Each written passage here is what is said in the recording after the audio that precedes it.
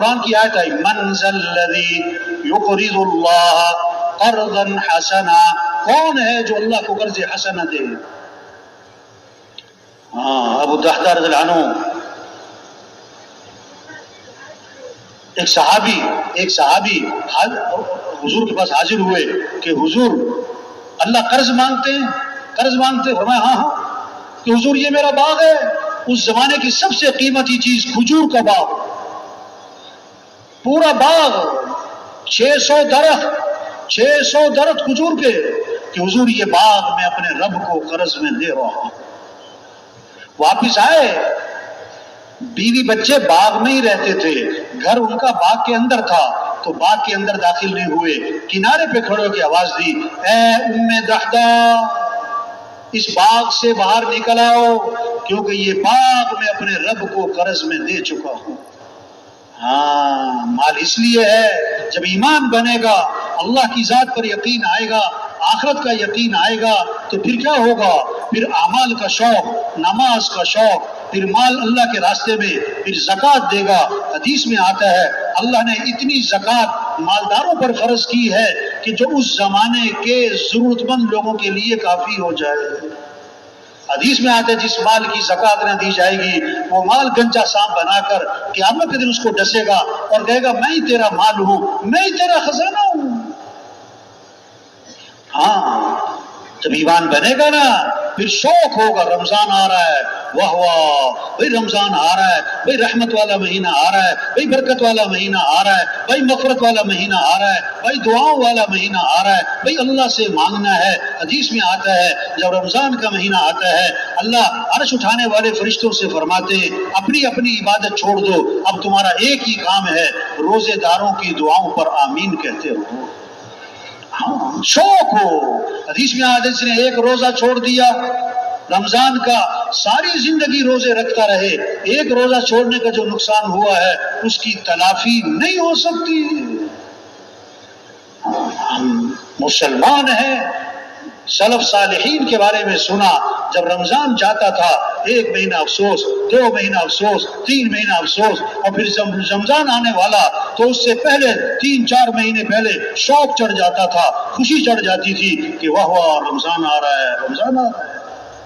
جب ایمان بنے گا نا، پھر یہ شوق ہوگا نماز کا، شوق ہوگا رمضان روزوں کا، شوق ہوگا اللہ کے گھر جانا ہے، بیت اللہ حج پہ جانا ہے۔ حدیث میں آتا ہے جس پر حج فرض ہے اور وہ نہیں کرتا، آپ نے فرمایا مجھے کوئی پرواہ نہیں، یا یہودی ہو کے مرے یا عیسائی ہو کے مر جائے۔ یہ فکر کرنی ہے تبلیغ میں کہ کیسے نماز زندہ ہو، رمضان ہے تو روزہ زندہ ہو، کیسے ہر مسلمان زکوٰۃ دینے والا، حج کرنے والا جس پر فرض ہے، ہر مسلمان دین سیکھنے والا بن جائے، شوق پیدا ہو، تاجر تجارت کے مسائل کو سیکھے، زمیندار زمیندارے کے مسائل کو سیکھے، مالدار مال سے متعلقہ احکام کو سیکھے، ڈاکٹر صاحب ڈاکٹری سے متعلقہ جو اللہ کے احکام ہیں اس کو سیکھیں۔ دین سیکھنے سے آتا ہے، بغیر سیکھے نہیں آتا۔ گاڑی چلانا کہ سیکھنا پڑتا ہے، درزی کا کام کہ سیکھنا پڑتا ہے، باورچی کھانا پکانا کہ سیکھنا پڑتا ہے۔ ایک ذہن بنا ہوا ہے کہ ہر کام سیکھنا پڑتا ہے۔ ارے بھائی اسلام بھی سیکھنا پڑتا ہے، دین بھی سیکھنا پڑتا ہے۔ ڈاکٹر کے گھر پیدا ہوا تو ڈاکٹر تھوڑا بنے گا، محنت سے ڈاکٹر بنے گا، سیکھے گا تو ڈاکٹر بنے گا۔ اسی طرح مسلمان کے گھر پیدا ہوا، مسلمان تو بن گیا، لیکن بھائی اسلام تو سیکھنا پڑے گا۔ اسلام دیکھو غسل کے فرض یاد کرنے میں 1 ہفتہ نہیں، ایک دن نہیں، 1 گھنٹہ نہیں، صرف 1 منٹ لگتا ہے۔ آج ہمارے کتنے مسلمان بھائی ہیں جن کو غسل کے فرض نہیں آتے، جنازے کی دعا نہیں آتی، دعائے قنوت نہیں آتی، نماز کے فرائض کا پتہ نہیں ہے۔ تبلیغ میں محنت ہے، کیسے ہر مسلمان دین کو سیکھے، اللہ کے احکام کو سیکھے، شریعت کیا ہے، سنت کیا ہے، اللہ کا حکم کیا ہے، رواج کو نہیں شریعت کو دیکھنا ہے، فیشن کو نہیں سنت کو دیکھنا ہے، اللہ کے حکم کو دیکھنا ہے، حضور صلی اللہ علیہ وسلم کے طریقے کو دیکھنا ہے۔ ایک بچہ کھانا کھانے بیٹھا، آپ صلی اللہ علیہ وسلم کے ساتھ، آپ نے فرمایا کہ بیٹا بسم اللہ پڑھ کے کھانا کھاؤ، دائیں ہاتھ سے کھانا کھاؤ، اپنے سامنے سے کھانا کھاؤ۔ اس کو کیا سکھایا ہے؟ دین سیکھنے سے آتا ہے، دین پوری زندگی ہے۔ ایک بچہ اپنے والد کے ساتھ جا رہا ہے، آپ صلی اللہ علیہ وسلم نے فرمایا کہ تمہارے ساتھ کون ہیں؟ کہ حضور میرے والد ہیں۔ فرمایا ان کے آگے آگے نہ چلنا، ان کا نام لے کے نہ پکارنا، ان سے پہلے مت بیٹھنا۔ اسلام ایک خوبصورت زندگی کا نام ہے۔ یہ محنت ہو رہی تبلیغ میں، ہر مسلمان دین کو سیکھے، اسلام کو سیکھے، اعمال کے فضائل کو سیکھے، تاکہ اعمال کا شوق پیدا ہو، گھروں میں تعلیم ہو، مسجدوں میں تعلیم ہو، تعلیم کے حلقے ہوں، ہر مسلمان تعلیم کے حلقے میں بیٹھے، اعمال کے فضائل کو سنے تاکہ اعمال کا شوق پیدا ہو جائے، گناہ کے نقصان کو سنے تاکہ گناہوں سے نفرت پیدا ہو جائے۔ آج مال کا نفع جانتے ہیں، چیزوں کا نفع جانتے ہیں، اس لیے چیزوں کا شوق ہے، اعمال کا نفع نہیں جانتے اس لیے اعمال کا شوق نہیں ہے۔ حضور صلی اللہ علیہ وسلم نے اعمال کا شوق دلایا ہے، اعمال کا نفع بدلایا ہے۔ تبلیغ میں یہ محنت ہو رہی، کیسے یہ بات دلوں میں اتر جائے کہ زندگی مال سے نہیں بنتی، زندگی اعمال سے بنتی ہے۔ کامیابی کا تعلق مال سے نہیں ہے، کامیابی کا تعلق اعمال سے ہے۔ اللہ کی جو مدد ہے مال والوں کے ساتھ نہیں ہے، اللہ کی مدد اعمال والوں کے ساتھ ہے۔ اللہ نے مال سب کو نہیں دیا، اعمال سب کو دیے ہیں۔ ہر آدمی مال والا نہیں بن سکتا، ہر آدمی اعمال والا بن سکتا ہے۔ سرمایہ وہ نہیں ہے جو موت پر چھوٹ جائے، سرمایہ وہ ہے جو موت پر ساتھ جائے۔ مال ساتھ نہیں جائے گا، اعمال ساتھ جائیں گے۔ سرمایہ مال نہیں ہے، سرمایہ اعمال ہے۔ سرمایہ دار مال والا نہیں ہے، سرمایہ دار اعمال والا ہے۔ سرمایہ دار اعمال والا ہے یہ جس کے پاس اعمال نہیں ہے۔ یہ فقیر کون ہے؟ جس کے پاس مال نہیں، فقیر وہ جس کے پاس اعمال نہیں۔ یہ قبر کا فقیر ہے، یہ قیامت کا فقیر ہے، یہ آخرت کا فقیر ہے۔ صحابہ کے پاس مال نہیں، اعمال تھے۔ صحابہ میں مال کا نہیں، اعمال کا شوق تھا۔ ہر صحابی مالدار نہیں، دیندار بننا چاہتا، عمل والا بننا چاہتا۔ صحابہ کی جو دوڑ لگی ہوئی تھی مال میں آگے بڑھنے کی نہیں تھی، اعمال میں آگے بڑھنے کی تھی۔ غریب صحابہ اکٹھے ہوئے اور حضور صلی اللہ علیہ وسلم کی خدمت میں حاضر ہوئے اور آ کر ایک مقدمہ لائے کہ حضور کیا ہوا کہ حضور یہ مالدار بھائی ہم سے آگے نکل رہے، ہم پیچھے رہ گئے۔ وہ کیسے بھائی؟ وہ نماز پڑھتے ہیں، ہم نماز پڑھتے ہیں، برابر ہے۔ وہ روزہ رکھتے ہیں، ہم روزہ رکھتے ہیں، برابر ہے۔ ان کے پاس مال ہے، یہ اللہ کے راستے میں خرچ کرتے ہیں۔ یہ کیا ہے؟ یہ غلاموں کو آزاد کرتے ہیں، خرید کے آزاد کرتے ہیں۔ ہمارے پاس مال کوئی نہیں، ہم اللہ کے راستے میں خرچ نہیں کر سکتے، تو خرچ کرنے کے عمل میں یہ ہم سے آگے نکل رہے، یہ پریشانی لے کر آئے۔ آپ نے فرمایا میں تمہیں ایسا عمل بتلاتا ہوں جو اس عمل کو کرے گا اس سے آگے کوئی نکل نہیں سکے گا، اتنے اجر کمائے گا اس کے برابر کوئی پہنچ نہ سکے گا۔ وہ کیا ہے؟ فرض نماز کے بعد 33 مرتبہ سبحان اللہ، 33 مرتبہ الحمدللہ، 34 مرتبہ اللہ اکبر جو یہ پڑھے گا اس کے برابر کوئی پہنچ نہیں سکے گا۔ اب غریب صحابہ بڑے خوش ہو گئے، واہ واہ ایسا عمل ہاتھ آ گیا، ہمارے برابر کوئی نہیں پہنچ سکتا۔ اب مسجد میں گئے، نماز پڑھی نا تو بیٹھ گئے، اب جناب تسبیح کر رہے۔ اب اس زمانے کے جو مالدار تھے انہیں بھی شوق کس کا تھا؟ انہیں بھی شوق کس کا تھا؟ عمل کا۔ انہوں نے پتہ کیا بھی یہ سارے بیٹھے کیا کر رہے ہیں، تو انہیں پتہ لگ گیا اس تسبیح کا، تو انہوں نے بھی یہ تسبیح شروع کر دی۔ اب غریب صاحبہ پھر پریشان، دوبارہ آپ کی خدمت میں حاضر ہوئے، آ کے عرض کی اللہ کے رسول وہ تو مالدار بھائیوں کو پتہ لگ گیا اس تسبیح کا، انہوں نے بھی شروع کر دی، وہ تو پھر ہم سے آگے نکل گئے۔ تو آپ نے پتہ کیا فرمایا؟ ذالک فضل اللہ یؤتیہ من یشاء، یہ تو پھر اللہ کا فضل ہے، اللہ جسے چاہے عطا فرمائے، اللہ جسے چاہے۔ ہاں اس سے بات سمجھ میں آئی؟ اگر کسی کے پاس مال ہے اس کا کوئی کمال نہیں، یہ تو اللہ کا فضل ہے، یہ تو اللہ کا کیا ہے۔ اس قصے سے کیا سمجھ میں آیا؟ صحابہ کی دوڑ مال کی تھی کہ اعمال کی تھی؟ مالدار بننا چاہتے تھے کہ دیندار بننا چاہتے تھے؟ یہ محنت ہو رہی، سب میں اعمال کا شوق آ جائے۔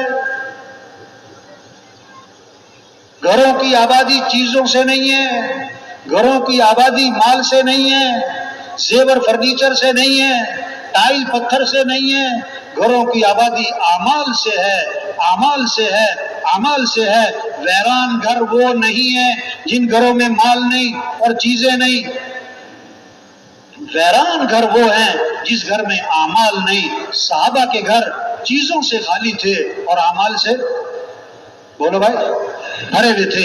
آج گھر چیزوں سے بھرتے جا رہے اور اعمال سے کیا ہو رہے؟ اعمال سے کیا ہو رہے؟ گھروں میں جو رحمتیں آئیں گی، گھروں میں جو برکتیں آئیں گی، گھروں میں جو خیریں آئیں گی، وہ مال کی بنیاد پر نہیں، چیزوں کی بنیاد پر نہیں، بلکہ گھروں میں برکتیں رحمتیں اعمال کی بنیاد پر آئیں گی۔ گھروں میں نماز کی فضا ہو، گھروں میں قرآن کی فضا ہو، گھروں میں ذکر کی فضا ہو، گھروں میں دعاؤں کی فضا ہو، گھروں میں سجدوں کی فضا ہو، گھروں میں رکوع کی فضا ہو، گھروں میں یہ اعمال ہوں، گھروں میں رحمتیں آئیں گی، گھروں میں برکتیں آئیں گی، گھروں میں خیریں آئیں گی، گھروں سے شر ختم ہوگا، فتنے ختم ہوں گے، نفس اور کیا ہے شیطانی اثرات گھروں سے ختم ہوں گے اور نحوستیں ختم ہوں گی اگر گھروں میں اعمال زندہ ہو جائیں، اعمال زندہ ہو جائیں۔ گھر کا ہر فرد قرآن پڑھے، گھر کا ہر فرد قرآن پڑھے، 1 سپارہ 2 سپارے 3 سپارے، اماں قرآن پڑھے، بیٹا قرآن پڑھے، بھائی قرآن پڑھے، بچیاں قرآن پڑھے، شوق ہو، شوق ہو۔ ایک صحابی رضی اللہ عنہ نے رات کو قرآن پڑھنا شروع کیا، ان کا گھوڑا بھدکنے لگا، وہ قرآن پڑھے تو گھوڑا بھدکے، وہ قرآن پڑھے تو گھوڑا بھدکے۔ بیٹا ساتھ سو رہا، ڈر لگا کہ گھوڑے کا پاؤں بیٹے پر نہ آ جائے، جب سلام پھیرا کہ گھوڑا کیوں بھدک رہا ہے، دیکھا تو آسمان پر ایک نور ہے سفید بادل کی طرح اور آسمان کی طرف اٹھتا چلا گیا۔ اب یہ کیا ہے؟ پتہ نہیں کیا ہے۔ آپ کی خدمت میں حاضر ہوئے، سارا قصہ سنا کر دریافت کیا کہ اللہ کے رسول یہ کیا تھا آسمان پہ؟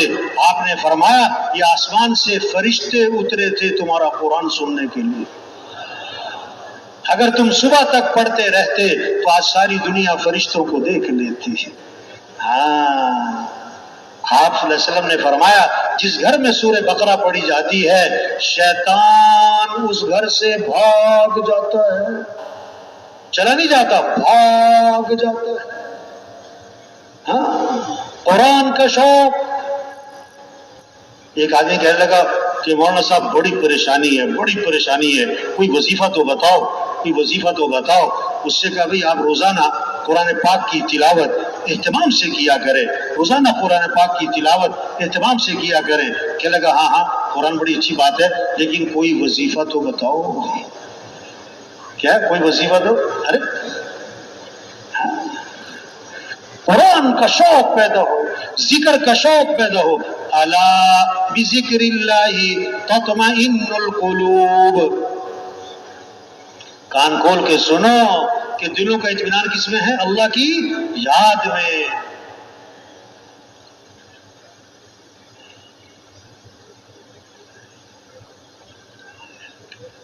دلوں کا اطمینان کس میں بھائی؟ اللہ کی۔ ہاں، آپ صلی اللہ علیہ وسلم نے فرمایا جو 100 مرتبہ پڑھے لا الہ الا اللہ، کتنی مرتبہ؟ 100 مرتبہ، جب قیامت کے دن اٹھے گا تو اس کا چہرہ 14ویں رات کے چاند کی طرح چمک رہا ہوگا۔ آپ صلی اللہ علیہ وسلم نے فرمایا جنت کی چابی لا الہ الا اللہ۔ ایک حدیث میں آتا ہے جنت کی قیمت لا الہ الا اللہ۔ آپ نے فرمایا کوئی گناہ ہو جائے تو فوراً کوئی نیکی کا کام کر لیا کرو صحابہ، تاکہ گناہ کی نوست دھل جائے۔ صحابہ نے عرض کیا حضور لا الہ الا اللہ اس کا پڑھنا بھی نیکیوں میں شامل ہے؟ آپ نے فرمایا یہ تو سب سے افضل نیکی ہے، یہ تو سب سے۔ آپ نے فرمایا اپنے ایمان کو تازہ کرتے رہا کرو، جددو ایمانکم، اپنے ایمان کو تازہ کرتے رہا کرو۔ صحابہ نے عرض کیا حضور ایمان کو کیسے تازہ کریں؟ آپ نے کیا فرمایا لا الہ الا اللہ، اس کو کثرت سے پڑھو، 100 دفعہ نہیں، 200 دفعہ نہیں، کثرت۔ اور علماء نے لکھا ہے جو 300 دفعہ پڑھے گا وہ کثرت میں آ جائے گا۔ بچے بچیاں بوڑھے جوان، ہمارے غریب ہمارے امیر، ان کے ہاتھوں میں تسبیح ہو اور کیا پڑھ رہے ہوں لا الہ الا اللہ۔ آپ نے فرمایا سبحان اللہ کا ثواب احد پہاڑ سے بھی زیادہ ہے، الحمدللہ اس کا ثواب احد پہاڑ سے بھی زیادہ ہے۔ واہ واہ، یہ کمائی ہے۔ سبحان اللہ، جنت میں درخت لگ گیا، الحمدللہ جنت میں درخت لگ گیا۔ آپ صلی اللہ علیہ وسلم نے فرمایا کیسی خوبصورت حدیث ہے، کمال کے الفاظ ہیں، کلمتانی خفیفتانی علی اللسانی ثقیلتانی فی المیزان حبیبتانی إلى الرحمن سبحان الله وبحمده سبحان الله العظیم. دو کلمے ہیں جو زبان پر بہت ہلکے ہیں اور قیامت کے دن ترازو میں بڑے وزنی ہیں اور اللہ کو بڑے محبوب ہیں. وہ کیا ہیں؟ سبحان اللہ وبحمدہ سبحان اللہ العظیم. سبحان اللہ وبحمدہ سبحان اللہ العظیم. شوق ہو، اس سے اطمینان، اس سے دلوں کو راحت، اس سے دلوں کو سکون، اس سے بے چینیاں ختم ہوں، اس سے دل کی پریشانیاں ختم ہوں. آپ صلی اللہ علیہ وسلم فجر کی نماز کے لیے تشریف لے جا رہے ہیں اور حضرت جویریہ رضی اللہ عنہا مصلی پر بیٹھی ذکر کر رہی ہیں. اس کا مطلب کیا ہوا؟ خامن صبح جب فجر میں مسجد میں جائے تو بیوی کہاں پر ہو؟ مصلی پر ہو. اور آپ صلی اللہ علیہ وسلم فجر کے بعد واپس تشریف نہیں لائے، اشراق کے بعد نہیں آئے. حدیث کے الفاظ ہیں رجع بعد ان اضحى، چاشت کے بعد جب سورج میں تیزی آ گئی، کم از کم 2.5-3 گھنٹے آپ واپس تشریف لائے تو حضرت جویریہ رضی اللہ عنہا اسی طرح مصلی پر بیٹھی ذکر کر رہی ہیں. آپ نے وضاحت فرمائی، جویریہ میں جب سے گیا ہوں اس وقت سے اب تک تم ذکر کر رہی ہو؟ عرض کیا جی ہاں حضور، اس وقت سے اب تک میں ذکر کر رہی ہوں. جب اللہ سے تعلق ہوگا، جب اللہ سے محبت ہوگی، جب اللہ کی عظمت ہوگی، اب زبانوں پر کس کا نام ہوگا؟ اللہ. اب ذکر میں لذت، ذکر میں حلاوت، ذکر میں اطمینان، وقت کے گزرنے کا احساس نہیں. اب آپ کو پتا تھا کہ اتنا لمبا ذکر ہر مسلمان تو نہ کر سکے گا. آپ نے کام آسان فرمایا کہ جویریہ میں نے تمہارے بعد کیا ہے 4 کلمات 3 مرتبہ کہے، اس کا جو اجر ہے نا تمہارے صبح سے اب تک کے ذکر سے زیادہ ہے. کیا؟ سبحان اللہ وبحمدہ عدد خلقه ورضا نفسه وزنت عرشه ومداد کلماته. اس کا اجر تمہارے صبح سے اب تک کے ذکر سے کیا ہے؟ زیادہ ہے. شوق پیدا ہو ذکر کا، تلاوت کا. آپ صلی اللہ علیہ وسلم نے فرمایا جو 1 مرتبہ درود شریف پڑھے گا اللہ کی 10 رحمتیں اس پر نازل ہوں گی اور 10 گناہ اس کے معاف ہوں گے اور 10 نیکیاں لکھی جائیں گی اور 10 درجے اس کے بلند ہو جائیں گے. کتنی کمائی ہوگی بھائی. آپ نے فرمایا روشن رات یعنی جمعرات، روشن دن یعنی جمعے کا دن، اس میں میرے پر درود شریف کثرت سے پڑھا کرو کیونکہ تمہارا درود شریف میرے اوپر پیش کیا جاتا ہے. اور آگے عجیب بات فرمائی، فرمایا جو میرے پر درود بھیجے گا میں اس کے لیے دعا بھی کروں گا، استغفار بھی کروں گا. ایک حدیث میں آتا ہے آپ نے فرمایا جو آدمی میرے پر درود شریف پڑھتا ہے، درود شریف بھیجتا ہے، جب تک وہ درود شریف پڑھتا رہتا ہے اس وقت تک اللہ کے فرشتے اس کے لیے رحمت کی دعا کرتے رہتے ہیں. آگے فرمایا اب اس کی مرضی ہے درود شریف تھوڑا پڑھے یا زیادہ پڑھے.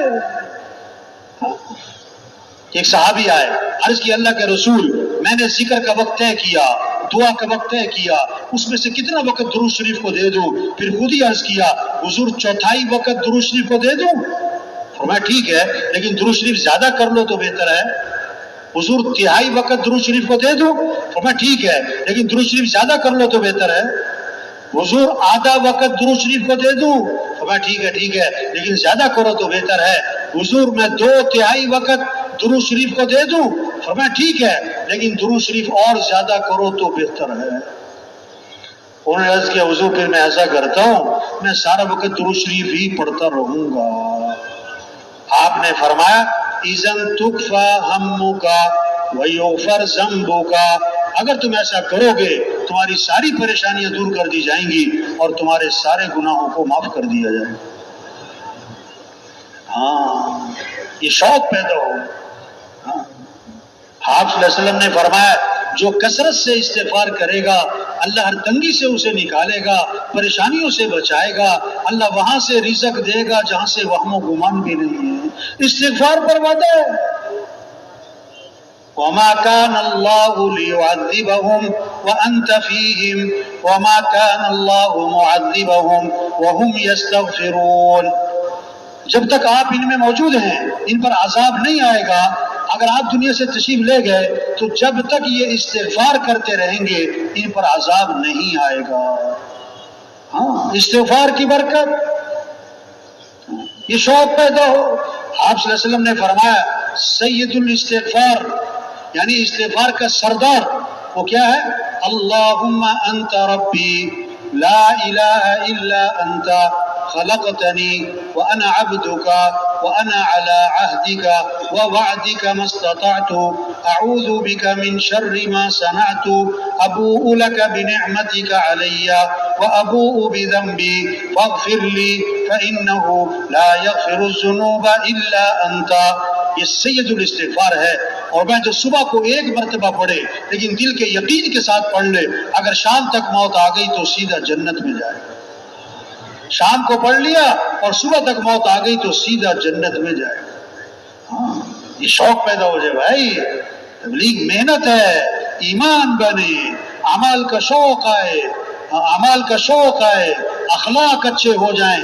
زندگی جو خوبصورت بنے گی وہ کس سے؟ مال سے نہیں، چیزوں سے نہیں، اچھے کپڑے، اچھا گھر، اچھی تنخواہ، اچھی گاڑی نہیں. زندگی خوبصورت بنے گی جب اخلاق اچھے ہوں گے. اخلاق اچھے ہوں گے. تبلیغ میں محنت ہے کیسے سب کے اخلاق اچھے ہوں، معاف کرنا آ جائے، غصے کو پینا آ جائے، کسی کو حقیر نہ سمجھنا، اپنے آپ کو اونچا نہ سمجھنا، زبان پہ غیبت نہ ہو، زبان پہ چغلی نہ ہو، زبان پہ گالی نہ ہو، زبان پہ طنز نہ ہو، دل میں بغض نہ ہو، دل میں کینہ نہ ہو، دل میں حسد نہ ہو، دل میں کھوٹ نہ ہو، دل میں میل نہ ہو، دل میں کدورت نہ ہو. آپ نے فرمایا ابھی جو شخص داخل ہونے والا ہے یہ جنتی ہے. دوسرے دن فرمایا ابھی جو شخص داخل ہونے والا یہ جنتی ہے. تیسرے دن فرمایا ابھی جو شخص داخل ہونے والا یہ جنتی ہے. تینوں دن ایک ہی صحابی داخل ہوئے. ایک صحابی ان کے گھر گئے، میں رات آپ کے پاس گزارنا چاہتا ہوں، دیکھنا چاہتے تھے کون سا عمل ہے کہ جنتی ہونے کی بشارت ملی. ایک رات رہے، 2 رات رہے، 3 رات رہے، کوئی خاص عمل نہ دیکھا. ساری رات سو رہے، فجر میں اٹھ گئے، بس ایک بات دیکھی، رات کو سوتے ہوئے کروٹ بدلتے ہیں تو زبان پر اللہ کا نام آتا ہے. 3 دن بعد ان سے بات کی، میں تو آپ کا عمل دیکھنا چاہتا تھا، کس وجہ سے جنتی ہونے کی بشارت ملی؟ مجھے کوئی خاص عمل نظر نہ آیا، کیا وجہ ہے؟ انہوں نے کہا دیکھو بھائی جو میری زندگی ہے یہی ہے، بس ایک بات ہے میری زندگی میں، وہ کیا ہے؟ میں اپنا دل ہر مسلمان سے صاف رکھتا ہوں. کسی کے بارے میں کھوٹ، حسد